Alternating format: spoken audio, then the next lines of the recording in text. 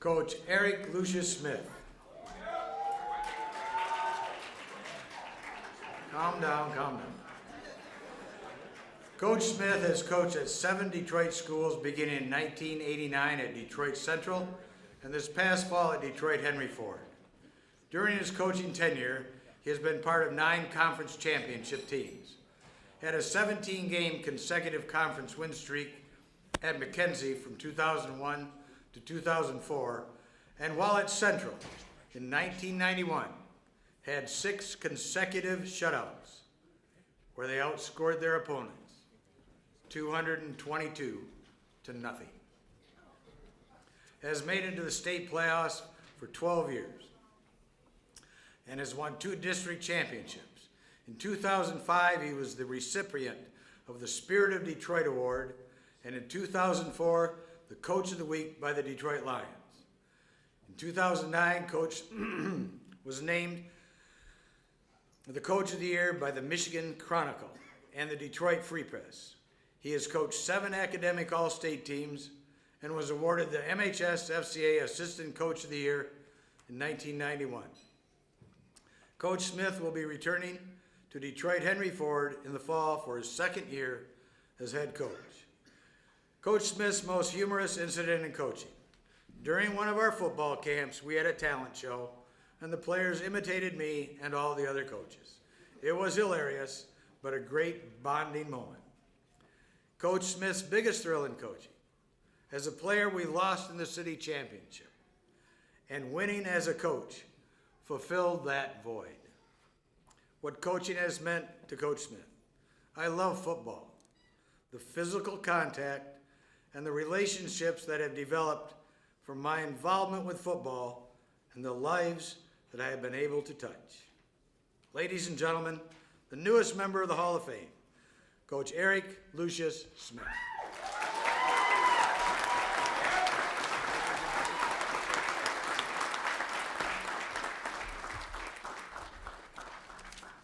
Wow.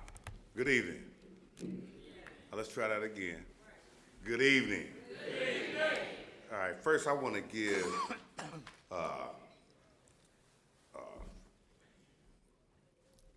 God the President for giving me this opportunity to be here and to be involved with the ultimate team sport.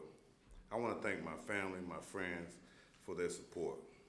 I want to thank the Michigan High School Football Coaches Association and the selection committee. Congratulations to my fellow inductees. I would like to thank the Detroit Public Schools, coaches and former players. Tonight, I wish my mother and father were here.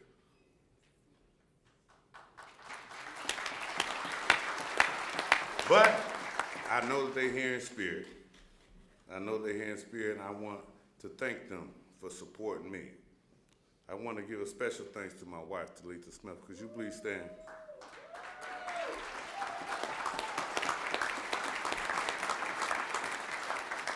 She was a part of this 30-year journey for 15 years. And in those 15 years, I just want to especially thank you for the sacrifices that you made to me and keeping the house open on those Sunday night meetings after football where they went to the wee hours of the night sometimes, especially with a loss. I just want to let you know that you were my rock and you are still my rock, and I appreciate everything you ever done. And I thank you and I love you for it. And moving on, I would like to thank Coach Woody Thomas. Quite a few of the guys who are familiar with him. Coach Woody Thomas made me join the association. Coach saw something in me, and he knew this organization was something that I needed to be a part of. I joined the association back in 1990. Coach had a profound effect on my life. I was fortunate to have a father, but Coach was like a second father to me. Coach Thomas gave me the first coaching opportunity, and he encouraged me when I almost dropped out of college. In college, I faced some adversities, and he encouraged me not to give up and actually insisted that I go back and finish.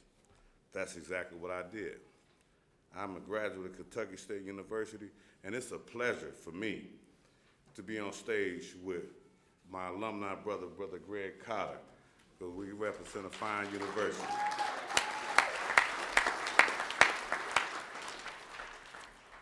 Coach Woody Thomas reinforced the importance of giving back to the community. That passion he had for young men had an indelible impact on me.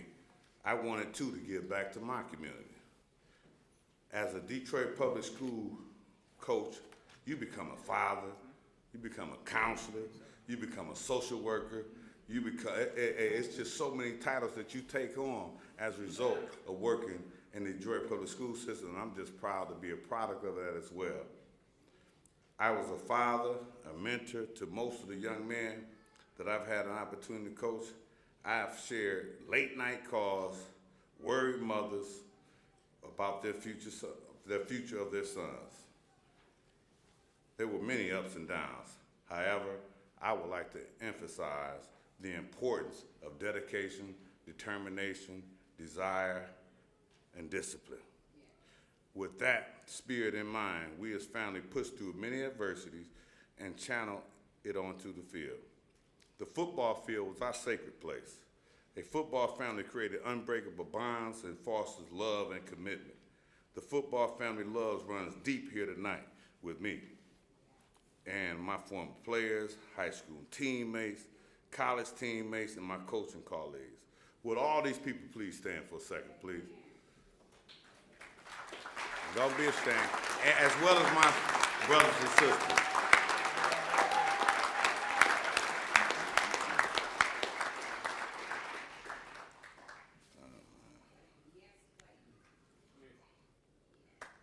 Wow, thank you, brother. I was hoping they woke you up. I saw you sleeping over there, brother. But I got you together. But I'm glad you're here. And to God be the glory, as my mother would say. Thank you for all the support during the years, and your presence here tonight is really strong. I am deeply humbled for the love and the support here tonight. Preparing for this event, I had to think about the individuals who paved the way from the Detroit Public School League here tonight. Andy Rio, Woody Thomas, John Dean, Bob Dozier, James Reynolds, Keith Stevens, Drake Wilkins, Tom Welcher, Kelvin Shepard, and Charles Spann.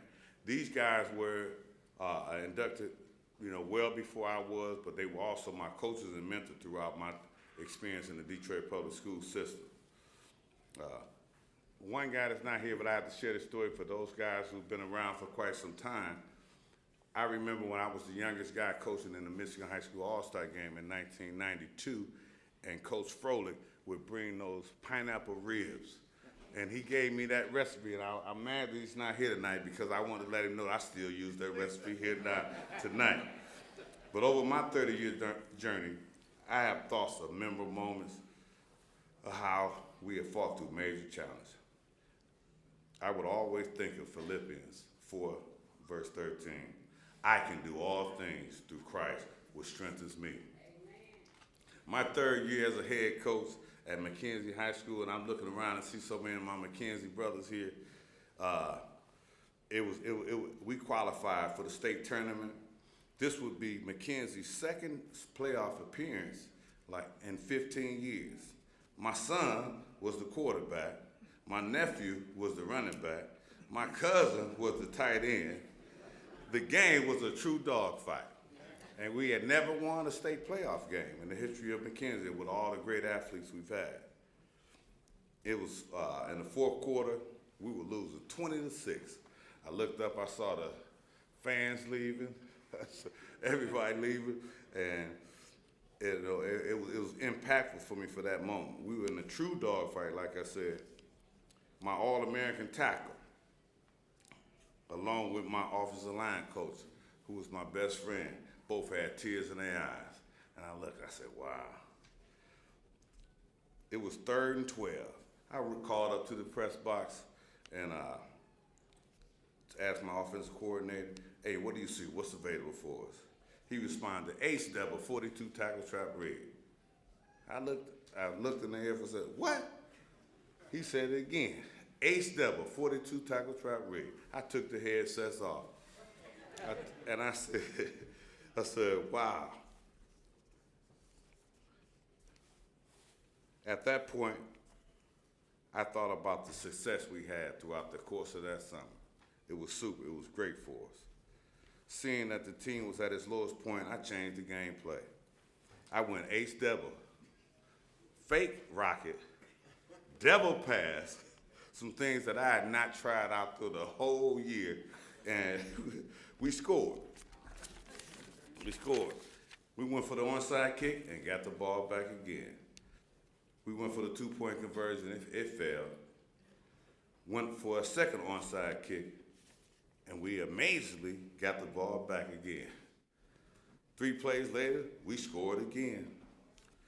We went on for another onside kick for the 3rd time, and we got it as well. We scored and got the 2-point conversion. The final score, now don't forget, it was 22-6 with 4 minutes and 25 seconds left in the game.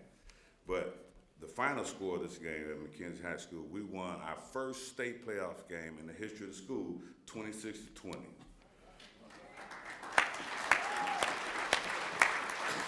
And it finally made my guys a true believer of something that we reinforced throughout the course of the year, every day, all day. We said this before and after practice. I'm gonna fight till I can't fight no more.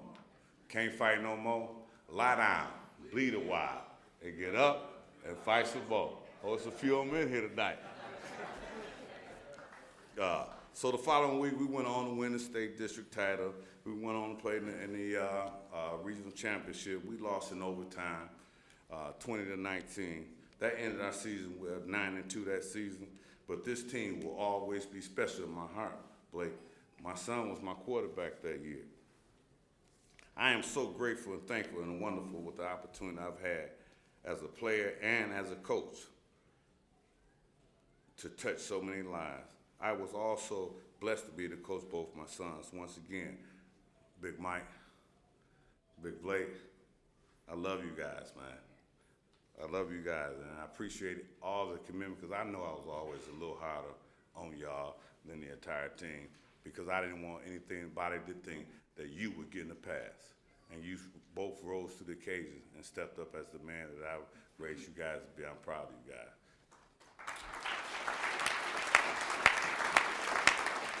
As a coach, you know it's not all about just wins and losses. It's about molding minds and developing character and mentoring young men to be productive members of society. My hope was to give back to my community all that was given to me as a young man. When I see my former players and products of Detroit Public Schools flourish in the NFL as college graduates, military men, leaders in their community, it brings joy to my heart. Thank you. This has been an incredible, life-changing journey for me. God bless you, and good night.